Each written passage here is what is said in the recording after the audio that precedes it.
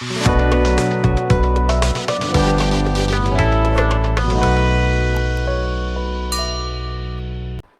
और neutron move नहीं करता है, स्टैटिक है, न्यूक्लियर रीजन में प्रेजेंट रहता है। और इलेक्ट्रॉन मूव करता है, ठीक है, और वो एक्स्ट्रा न्यूक्लियर रीजन ऑर्बिट में प्रेजेंट रहता है, वहां पे स्पिन भी करेगा और गोल गोल रोटेशन रिवोल्यूशन दोनों होता है। और ये इलेक्ट्रॉन ही है जो एक जगह मतलब एक एटम से दूसरे एटम या अपने ही एटम में एक ऑर्बिट से दूसरे ऑर्बिट, एक सेल से दूसरे सेल में एने वने करते रहता है।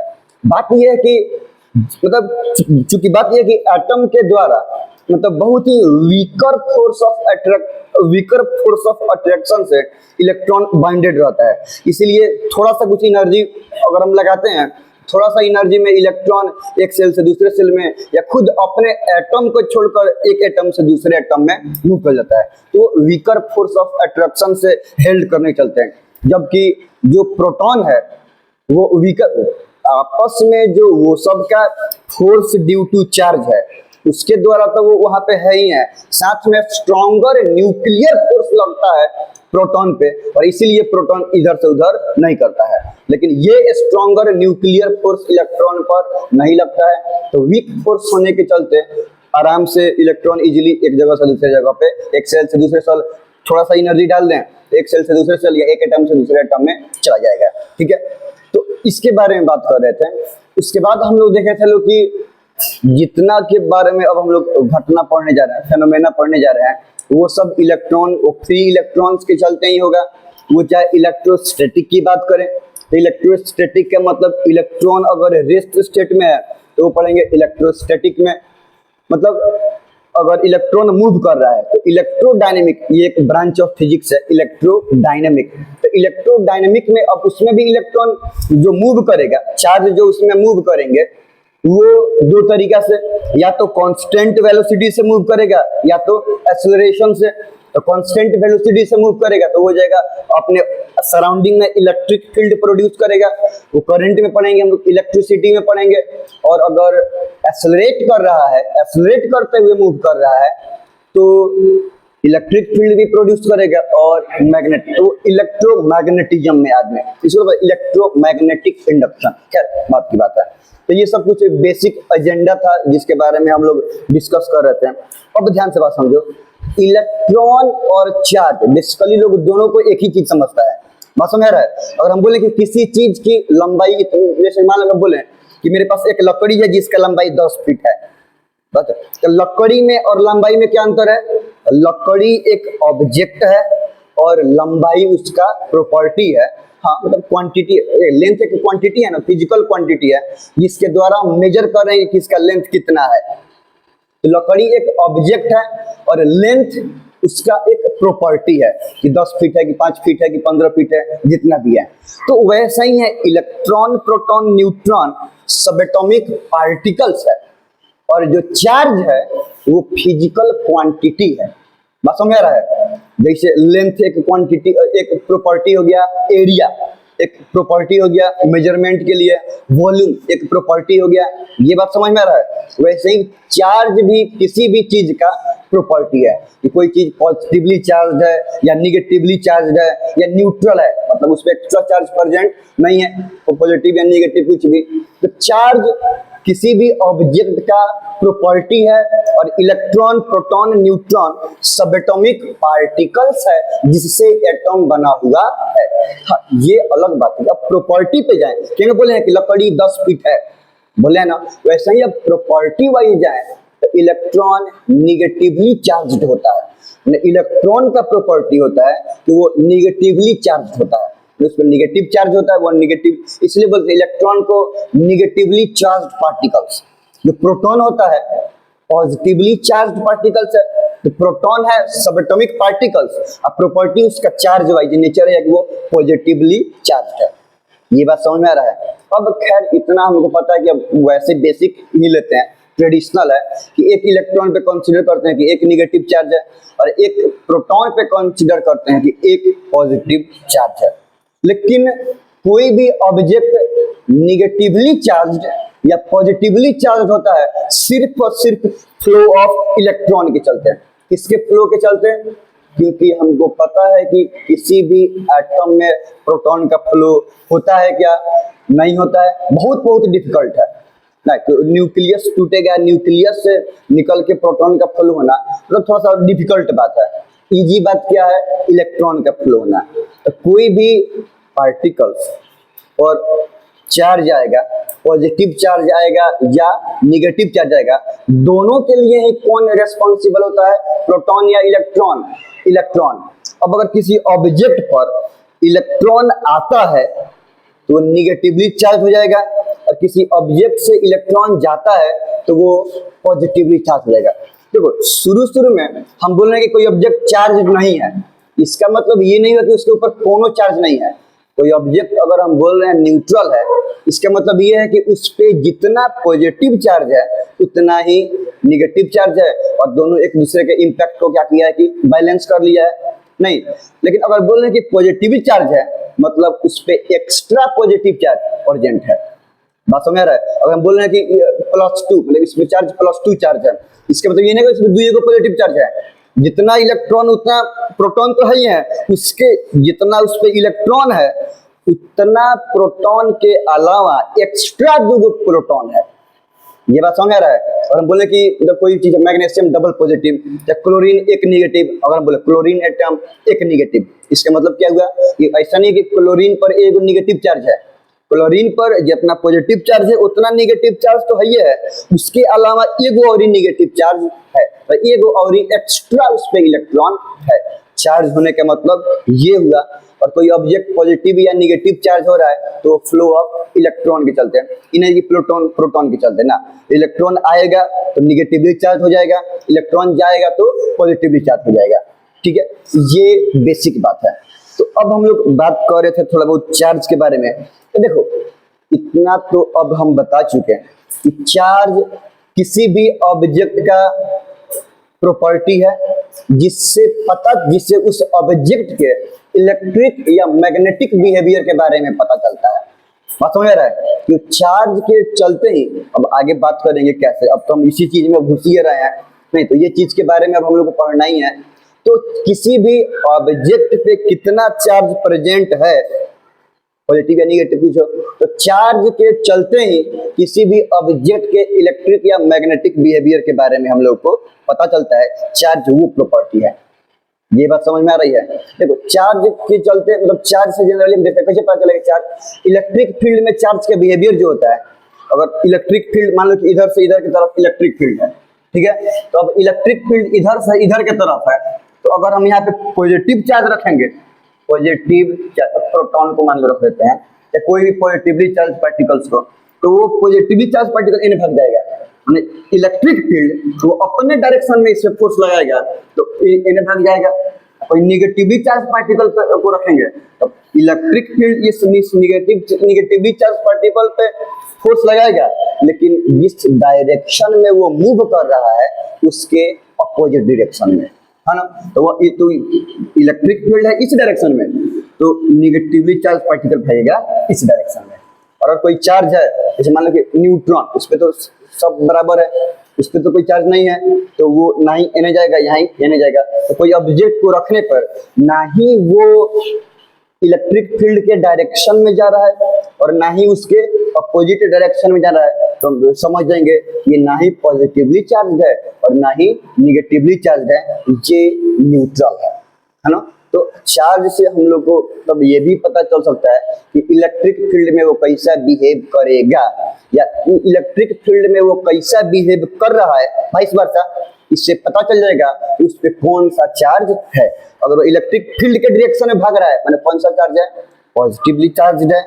उल्टा डायरेक्शन में इलेक्ट्रिक फील्ड इधर है, वो भाग रहा है इधर, मतलब वो निगेटिवली चार्ज है।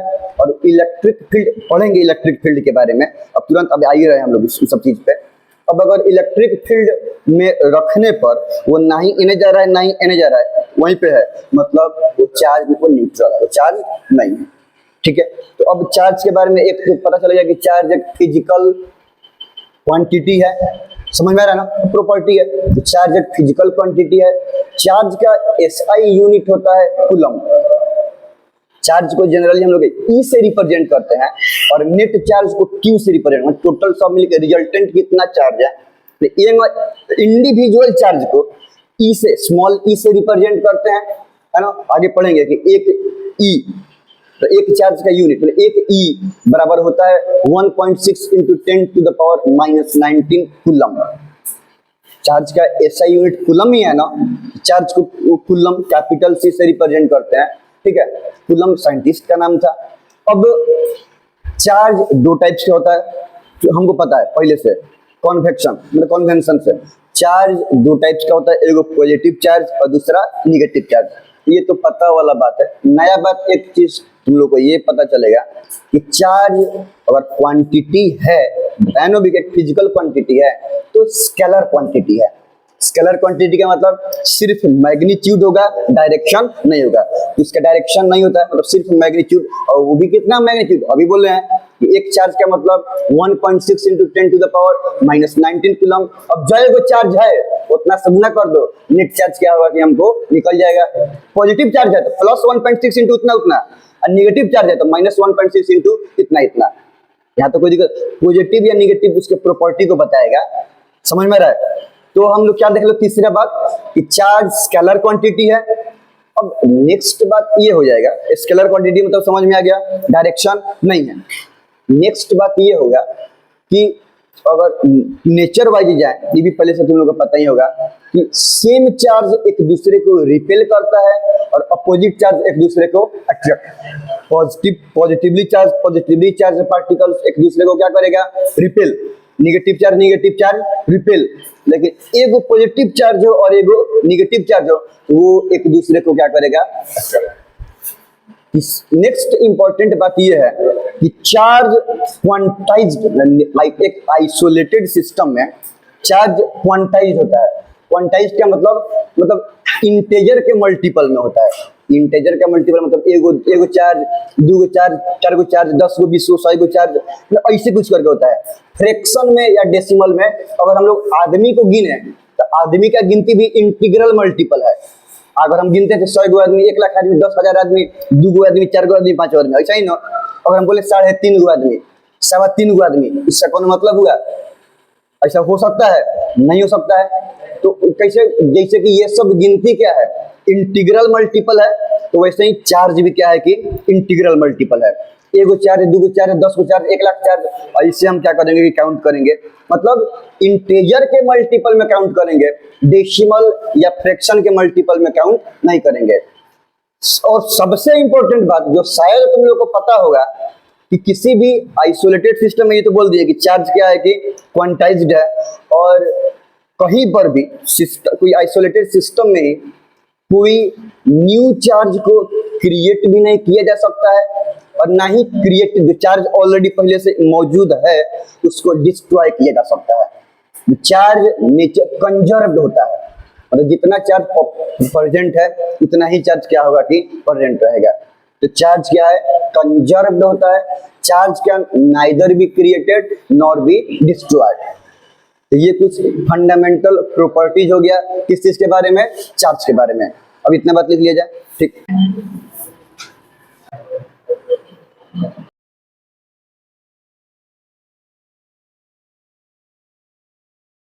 Charge is the physical property which shows the electric and magnetic property of an object. Charge एक फिजिकल प्रॉपर्टी है जिसके चलते कोई भी ऑब्जेक्ट का इलेक्ट्रिक या मैग्नेटिक बिहेवियर हम लोगों को पता चलता है। अब कुछ चार्ज का प्रॉपर्टी है, जैसे कि कॉन्वेक्शन, मतलब बहुत पहले ही से वैसे ही बोल दिया, चार्ज दो टाइप्स का, एक पॉजिटिव चार्ज और दूसरा negative charge. Like charge repel each other, मतलब सेम चार्ज एक दूसरे को रिपेल करेगा, और अनलाइक चार्ज, अपोजिट चार्ज एक दूसरे को अट्रैक्ट करेगा, मतलब दोनों के बीच में फोर्स ऑफ अट्रैक्शन डेवलप होगा। चार्ज एक स्केलर क्वांटिटी है, वेक्टर क्वांटिटी नहीं है। Charges are conserved, charges are conserved, मतलब कंजर्व मतलब ना ही इसको क्रिएट किया जा सकता है, अगर क्रिएट किया जाता तो बढ़ जाता, और डिस्ट्रॉय हो जाता है तो घट जाता है। लेकिन तो कंजर्व, जितना नेचर में चार्ज है उतना चार्ज प्रेजेंट हमेशा है, रहेगा, क्योंकि ना ही कोई नया चार्ज को क्रिएट किया जा सकता है और ना ही बना बनाया एग्जिस्टेड चार्ज को डिस्ट्रॉय किया जा सकता है, neither be created nor be destroyed. ये बात हम लोग एनर्जी में ही पढ़ते हैं, energy can neither be created nor be destroyed, बस एक फॉर्म से दूसरे फॉर्म में एनर्जी कन्वर्ट होता है, चेंज होता है। चार्ज क्वांटाइज होता है तो होल नंबर के इंटीग्रल मल्टीपल में है, तो एगो चार्ज, दूगो चार्ज, 10 गो चार्ज जाएगा, फ्रैक्शन में या डेसिमल में नहीं होगा। और हाँ, नेट चार्ज किसी भी आइसोलेटेड सिस्टम का, आइसोलेटेड सिस्टम का कोई सिस्टम जिसको हम बाहर से एकदम ऐसी कर दिए कि बाहर से कोई चीज ना अंदर जाएगा ना अंदर से कोई चीज बाहर जाएगा, तो अब उतना सिस्टम को बोलने की आइसोलेटेड सिस्टम है, बाहर से उसका कोई एक्सपोजर नहीं है। तो आइसोलेटेड सिस्टम में जो नेट चार्ज होगा वो बराबर कई गो चार्ज है, अगर हम कूलम्ब में निकालेंगे तो कितना चार्ज है और एक चार्ज का मैग्नीट्यूड कितना है, तो मान लो कि एक चार्ज का मैग्नीट्यूड कुछ, टोटल उतना चार्ज है, तो गुना कर दिए तो नेट कूलम्ब में कितना चार्ज है हम लोग को निकल जाएगा। तो यहाँ से देख Q मतलब net charge is equal to N into E। N का मतलब इंटीजर, मतलब नंबर ऑफ चार्ज, कई गो चार्ज प्रेजेंट है, गिनती, और E का मतलब मैग्नीट्यूड ऑफ एगो चार्ज।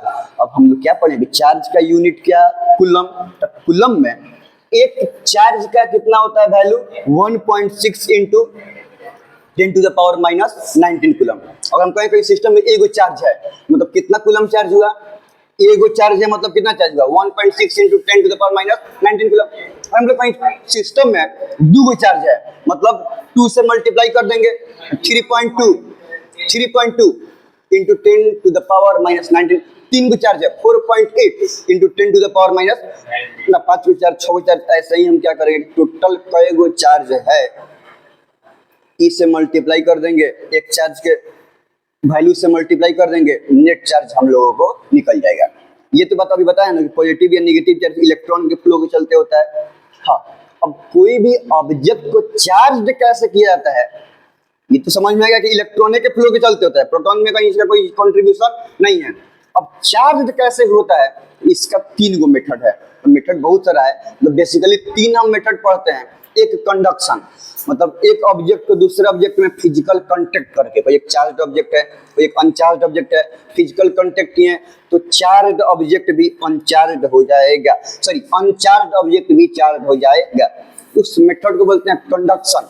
और दूसरा होता है कन्वेक्शन, एक अनचार्ज ऑब्जेक्ट ले लिए और एक चार्ज ऑब्जेक्ट ले लिए और उसको सटाए नहीं है, थोड़ा दूरी पे है, तो बस चार्ज ऑब्जेक्ट के इन्फ्लुएंस से अनचार्ज ऑब्जेक्ट भी चार्ज हो जाएगा, बाद में अर्थिंग करके उसके एगो चार्ज को हटा सकते हैं, तो परमानेंटली दूसरा वाला भी चार्ज वाला भी, सॉरी अनचार्ज वाला भी चार्ज हो जाएगा। तो एगो कंडक्शन अभी नाम समझो, इसके बारे में डिटेल में बताएंगे अगर टाइम मिला तो कि ये कैसे वर्क करता है। तो एक कंडक्शन फिजिकल कांटेक्ट करके, या चाहे दो अलग अलग भी है तो बीच में कोनो मेटल से जोड़ दिए तो चार्ज ट्रांसफर आराम से हो सकता है। एक कंडक्शन किसी भी तरह करके दो ऑब्जेक्ट को कांटेक्ट में लाना है। दूसरा कन्वेक्शन, और तीसरा होता है फ्रिक्शन।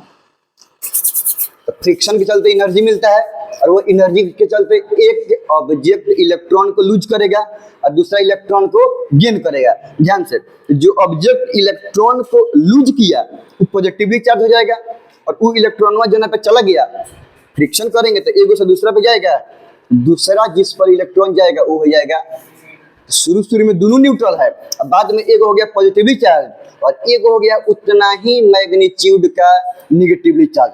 तो एक तीसरा ये कंडीशन है फ्रिक्शन। जैसे कि सिल्क के क्लॉथ पे अगर ग्लास रॉड को रगड़ा जाता है तो उसके बाद क्या हो जाएगा कि सिल्क क्लॉथ निगेटिवली चार्ज हो जाएगा और ग्लास रॉड पॉजिटिवली चार्ज। ये हमेशा ध्यान रखना, कभी कंफ्यूजन होता है कि पॉजिटिवली चार्ज कौन होता है, कब लगता है ग्लास रॉड ना सिल्क का कपड़ा ना ग्लास रॉड, ऐसा कंफ्यूजन होता है। तो कंफ्यूजन नहीं होना चाहिए, इस दिमाग में एकदम कंठस्थ याद रखना है कि सिल्क का कपड़ा ही निगेटिवली चार्ज होगा, है ना, और ग्लास का रॉड ही पॉजिटिवली चार्ज होगा, क्योंकि इलेक्ट्रॉन ग्लास रॉड पर से जाता है सिल्क पर, सिल्क के क्लॉथ पर। इलेक्ट्रॉन ग्लास रॉड पर से जा रहा है ना, तो ग्लास रॉड हो जाएगा पॉजिटिवली चार्ज और सिल्क क्लॉथ हो जाएगा निगेटिवली चार्ज। चाहे अगर दिमाग में आए तो सिल्क, सिल्क मैंने सिल्क के साड़ी के पहनता है लड़की सब कैसा होता है सब तो निगेटिव, तो सिल्क का कपड़ा कैसा हो जाएगा, निगेटिवली चार्ज। ऐसे याद हो जाएगा, नहीं कोई दिक्कत नहीं है ना, सिंपल सा बात है। तो कोई भी मेथड ट्राई करो, याद रहना चाहिए कि सिल्क का कपड़ा क्या होगा, निगेटिव चार्ज होगा, बस बात खत्म। कोई यहाँ इतना बात तो बिलीव कर देते हैं, ठीक है।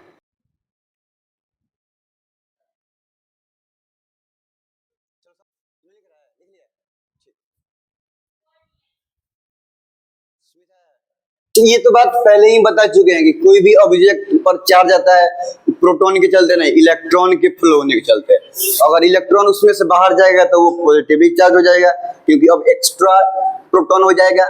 और अगर इलेक्ट्रॉन आएगा तो निगेटिवली चार्ज हो जाएगा, क्योंकि उस पर एक्स्ट्रा इलेक्ट्रॉन हो जाएगा। नहीं, एक अनचार्ज ऑब्जेक्ट को चार्ज करने का कुछ मेथड है, जैसे कि कंडक्शन, इसमें फिजिकल कांटेक्ट जरूरी होता है। कन्वेक्शन, इसमें कांटेक्ट की जरूरत नहीं, थोड़ा सा डिस्टेंस से पर इन्फ्लुएंस होकर अनचार्ज ऑब्जेक्ट भी चार्ज किया जाता है। बता देंगे कैसे।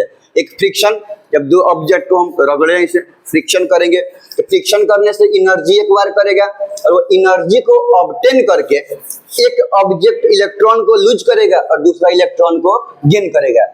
जो इलेक्ट्रॉन को लूज करेगा वो पॉजिटिवली चार्ज हो जाएगा, और जो इलेक्ट्रॉन को गेन करेगा वो निगेटिवली चार्ज।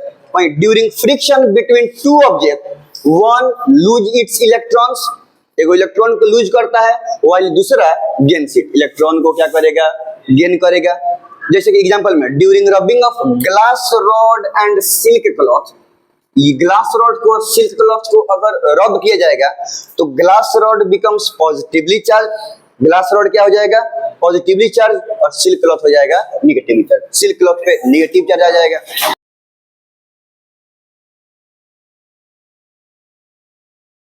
सब तो क्वेश्चन नेट चार्ज के ऊपर ही दिया हुआ है।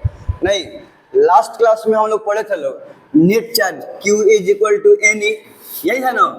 और यहाँ पे एक E का मतलब एक चार्ज के मैग्नीट्यूड का वैल्यू था 1.6 into 10 to the power minus 19 coulomb. ये दो को यूज करके सारा हो जाएगा। यहाँ पे ध्यान से बताओ, एन आइसोलेटेड सिस्टम है 5 इलेक्ट्रॉन, कोई एक सिस्टम में 5 गो इलेक्ट्रॉन है, अमाउंट ऑफ चार्ज निकालना है, यही है ना। तो अगर टोटल नंबर ऑफ चार्ज क्या हो जाएगा, एक इलेक्ट्रॉन पे एक निगेटिव चार्ज नहीं होता है क्या, तो 5 इलेक्ट्रॉन पे 5 गो निगेटिव चार्ज। तो अगर हम n की बात करें तो 5 गो पॉजिटिव चार्ज के निगेटिव चार्ज, चलो तो हमारे पास 5 गो हो गया निगेटिव चार्ज, कोई दिक्कत नहीं है ना।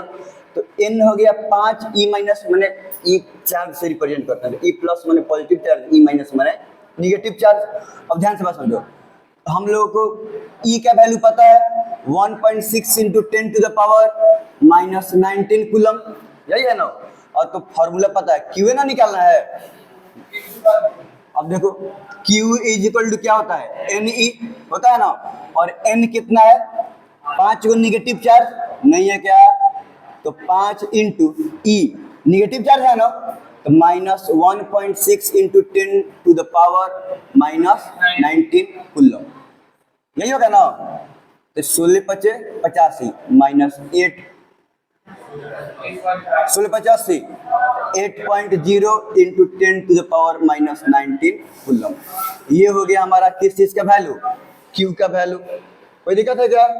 चलो नेक्स्ट क्वेश्चन देखो, there are 10 electron and 7 protons present in an isolated system. एक सिस्टम में अगर हम नंबर ऑफ चार्ज निकाले, ध्यान से बात समझो, तो 10 गो इलेक्ट्रॉन है, मैंने 10 गो निगेटिव चार्ज है, और 7 गो प्रोटॉन है, मतलब 7 गो पॉजिटिव चार्ज है, तब 10 निगेटिव चार्ज और 7 गो पॉजिटिव चार्ज। अब यहाँ पे बात समझो, तो 7 पॉजिटिव चार्ज 7 निगेटिव चार्ज के इंपैक्ट को कैंसिल कर देगा। अब मेरे पास बच गया एक्स्ट्रा 3 गो निगेटिव चार्ज, यही हुआ ना। और E का तो वैल्यू हम लोगों को पता है 1.6 into 10 to the power minus 19 coulomb. Q निकालना है, नेट चार्ज ना पूछ रहा है, तो Q is equal to NE, N कई गो चार्ज है, 3, कोई दिक्कत नहीं है ना। और E निगेटिव चार्ज ना है, निगेटिव चार्ज है तो 3 into minus 1.6 into 10 to the power minus 19 coulomb, यही होगा ना। 4.8 minus 4.8 into 10 to the power minus 19 coulomb.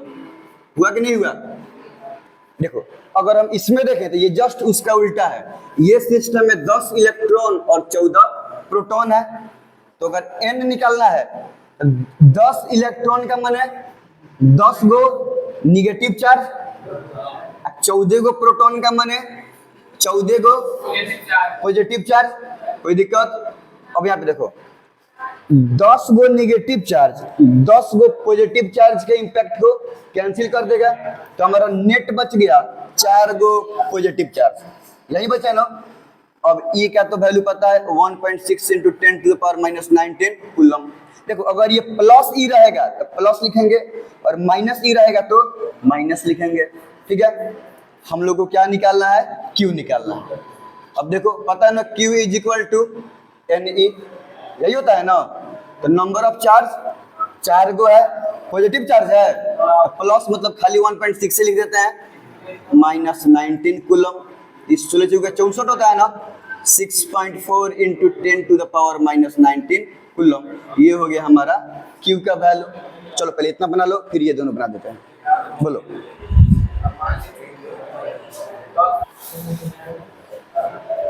देखो यहाँ पे बहुत से प्रॉब्लम है कि यहाँ पे माइनस क्यों लिखे। यहाँ पे देखो तो हम उस दिन बताए थे कि चार्ज को रिप्रेजेंट करते हैं किस चीज से? ई से। तो चार्ज कितने टाइप्स का होता है?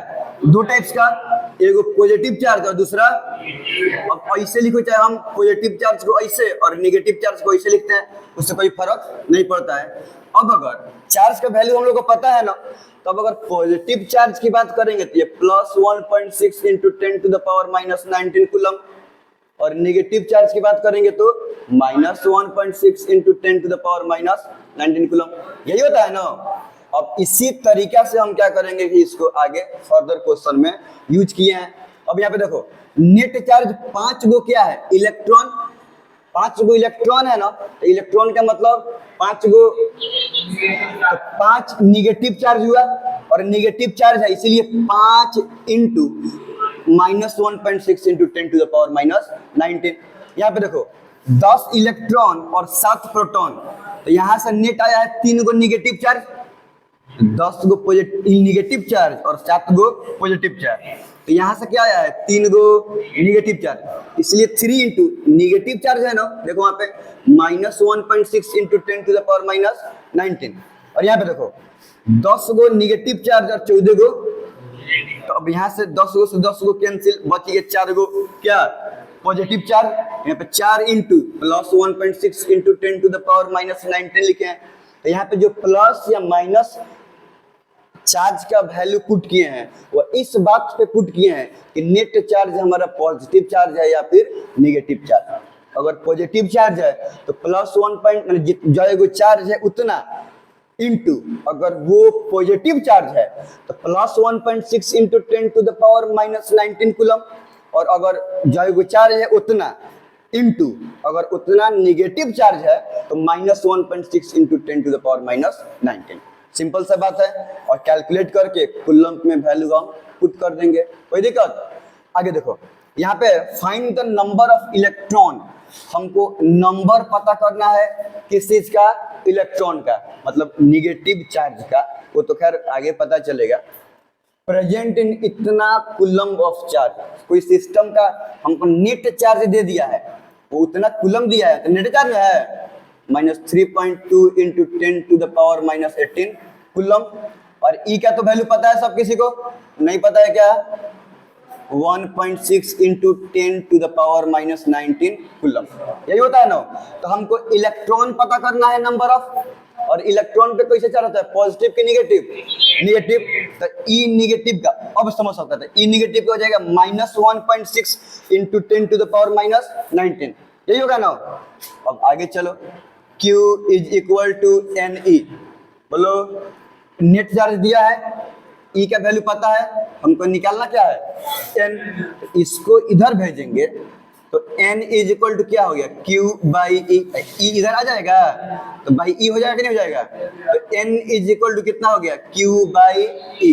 अब इसी को आगे बढ़ाएंगे तो N is equal to Q कितना है हमारे पास, -3.2 इंटू 10⁻⁻18 बाई ई का तो वैल्यू पता है, -1.6 इंटू 10⁻⁻, यही होता है ना।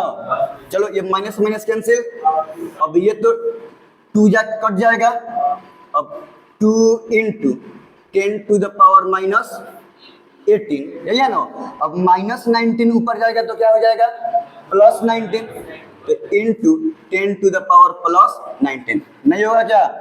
चलो अब देखो यहाँ पे 2 इंटू 10⁻⁻18 + 19, बेस सेम है, पावर अलग अलग, मल्टीप्लाई में है तो पावर को ऐड कर देते हैं, एक्सपोनेंट सिंपल मैथमेटिक है। तो अब इसको सॉल्व करेंगे तो कितना गया हमारा, 2 इंटू 10⁻⁻18 और +19 कितना होगा, 1, मतलब इतना ही, मतलब हमको इतना यानी कि 20 गो इलेक्ट्रॉन है। बस समझ आ गया, मतलब यहाँ से आ गया कि नंबर ऑफ इलेक्ट्रॉन बराबर 20, माने 20 गो इलेक्ट्रॉन प्रेजेंट है। समझ में आ रहा है। चलो अब इसी के बेसिस पर यहाँ पे बनाना है, इसको सॉल्व करो सब। नेट चार्ज दे दिया है 1 कूलम, ई का वैल्यू पता है, क्यू दे दिया है, ई वैल्यू पता है, एन निकालना है, ठीक है।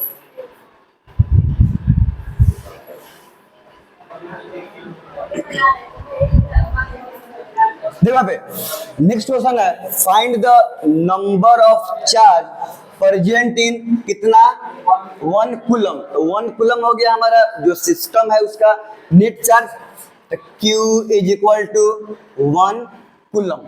तो यहाँ पे Q इतना दिया हुआ था, कूलम में है ना, मैग्नीट्यूड ऑफ चार्ज, और नंबर ऑफ चार्ज हम लोगों को निकालना है, और एक चार्ज का मैग्नीट्यूड तो हम लोगों को पता ही है, 1.6 इंटू 10⁻⁻19 कूलम, यही है ना।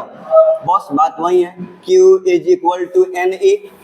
अब यहाँ से इसको जो भेज दो, N निकालना है ना, यहाँ पे देखो तो N इज इक्वल टू, ये दिया है ये दिया है, तो ये नहीं निकल जाएगा, इसको इधर भेज देंगे, Q बाई E हो जाएगा। नंबर ऑफ चार्ज बराबर net charge by magnitude of 1 charge. अब इसको आगे सोल्व करेंगे तो N is equal to, Q कितना दिया हुआ है 1 कूलम, और बाई एक चार्ज का मैग्नीट्यूड 1.6 इंटू 10⁻⁻19 कूलम, यही होगा ना। चलो अब इसको आगे सोल्व करेंगे हम लोग, तो आ जाएगा आंसर। ये तो पता है ना कि इसको ऊपर भेज देंगे तो प्लस हो जाएगा। चलो ये इससे ये गया, तो अब ये हो गया 10⁻19 बाई 1.6। अब 1.6 में इसमें थोड़ा टफ है, 1 पर 19 को 0, तब जाके 1.6 से हम क्या करेंगे, डिवाइड करेंगे, तो उससे थोड़ा सा इसको इजी बना दिया जाए। 10⁻19 है ना, इसमें से हम 10 बाहर निकाल लेते हैं, ये 10 इंटू 10⁻18 लिखा जा सकता है। पहले ये बताओ कि कोई दिक्कत है क्या। अगर हम इसको 10 के पावर 1 और 10 के पावर 18 मल्टीप्लाई है, 10 10 है, तो 18 और +1 करेंगे तो 19 आ जाएगा कि नहीं आ जाएगा। तो 10⁻19 को हम कर दिए 10 इंटू 10⁻18 बोलो, और बाई 1.6 तो है ही। अब सिंपल है, 1.6 को 10 से हम क्या करेंगे कि 1.6 को 10 से डिवाइड कर देंगे, करो सब तो कितना रहा है 6.25। चलो तो ये हो जाएगा 6.25 अप्रॉक्स इंटू 10⁻18। ये क्या निकाले हैं हम लोग अभी भी, नंबर ऑफ चार्ज। तो एक बात ध्यान से समझ जाओ, इंपॉर्टेंट इस बात में है, ये वाला क्वेश्चन आते रहता है कि जनरली क्वेश्चन पूछता है कि एक कूलम में, ये तो नंबर ऑफ चार्ज हो गया ना, मतलब इतना गो चार्ज प्रेजेंट होता है कितना में, एक कूलम चार्ज में इतना गो चार्ज प्रेजेंट होता है। कभी कभी क्वेश्चन पूछता है कि एक कूलम में, ये तो पता है हम लोग को कि एक चार्ज का मैग्नीट्यूड होता है 1.6 इंटू 10⁻⁻19 कूलम। एक चार्ज का मैग्नीट्यूड 1.6 इंटू 10⁻⁻19 कूलम।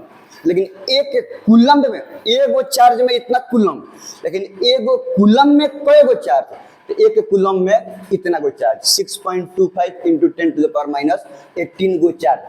तो ऐसे क्वेश्चन जनरली इलेक्ट्रॉन प्रोटॉन में पूछता है कि एक कूलम्ब में कई गो इलेक्ट्रॉन, तो निकाल देंगे तो एक कूलम्ब में कितना इलेक्ट्रॉन, 6.25 इंटू 10⁻18 इलेक्ट्रॉन। एक कूलम्ब में कई गो प्रोटॉन, तो इतना गो प्रोटॉन 6.25 इंटू 10⁻19 प्रोटॉन। बात समझ आ रहा है? तो एक इलेक्ट्रॉन का माने एगो निगेटिव चार्ज, एक प्रोटॉन का मतलब एगो पॉजिटिव चार्ज। तब एक प्रोटॉन पे, ये बात समझ में आ रहा है? जबकि अलग प्रोटॉन, इलेक्ट्रॉन ये सब सबएटॉमिक पार्टिकल्स है और चार्ज उस पार्टिकल का प्रॉपर्टी है। ये बात समझ आ रहा है ना? चलो, तो यहाँ से पता चलता है कि एक कूलम्ब में कितना चार्ज प्रेजेंट है। एक कूलम्ब में जो भी चार्ज होगा तो यूनिट के हिसाब से इतना गो चार्ज प्रेजेंट होगा। ऐसे जनरली शायद कोई ईयर में क्वेश्चन पूछा हुआ है कि एक कूलम्ब में कितना इलेक्ट्रॉन प्रेजेंट रहेगा, एक कूलम्ब में इतना इलेक्ट्रॉन प्रेजेंट रहेगा। इसको बना लो सब।